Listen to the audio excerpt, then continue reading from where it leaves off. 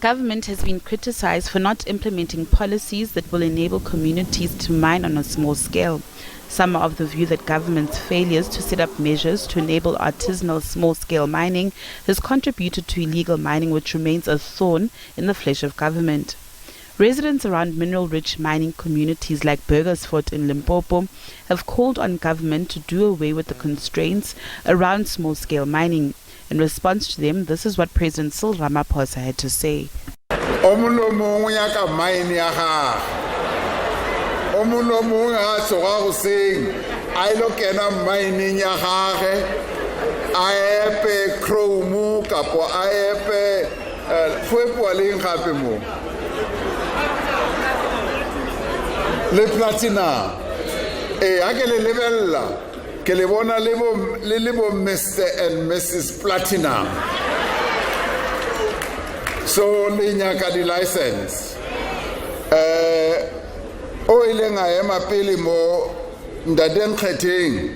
he spoke with a lot of passion.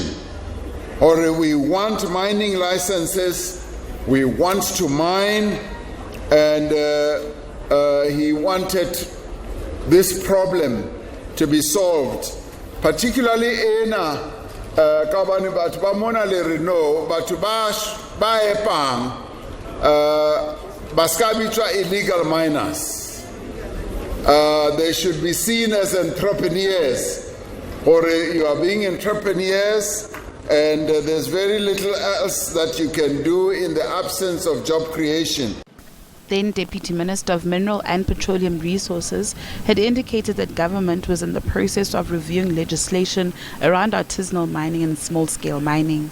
Currently, we are busy, Mr. President, with reviewing MPRDA, of which we believe our communities should form part of that process and raise their views and ideas so that some of the issues or limitations that they identify as they work with the mining communities and the mining companies, we do address them.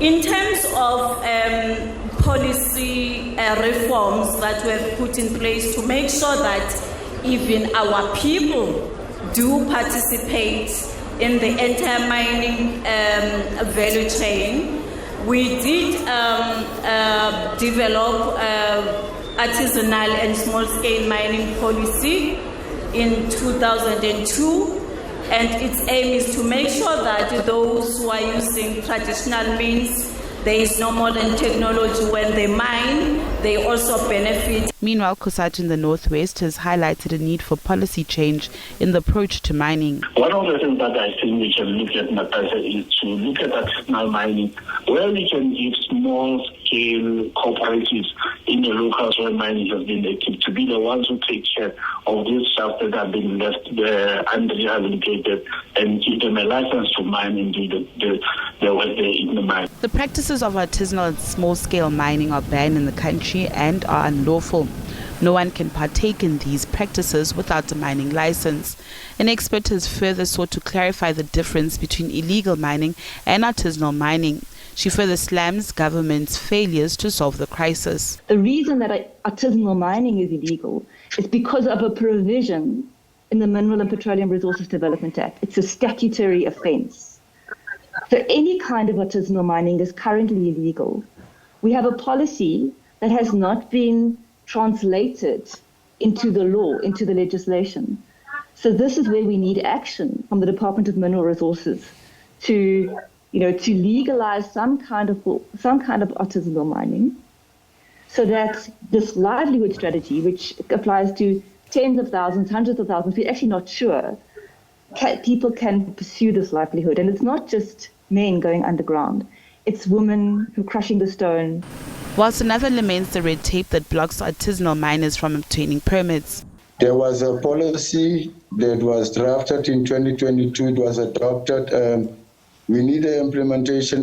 Last year there was, I think it was in late February, government, the DMRE department did try to open invitations for proposals, the project that you were talking about.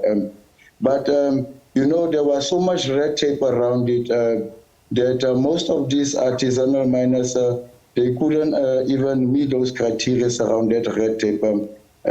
What we are calling upon is for the DMRE to come back so that we can resolve this as soon as possible. With government battling to pull hundreds of illegal miners out of the ground in Stilfontein, it may just be time to reflect on the broader regulatory policy needed to avoid the recurring tragedies witnessed in the country's mining sector. Natasha Piri, SABC News, Johannesburg.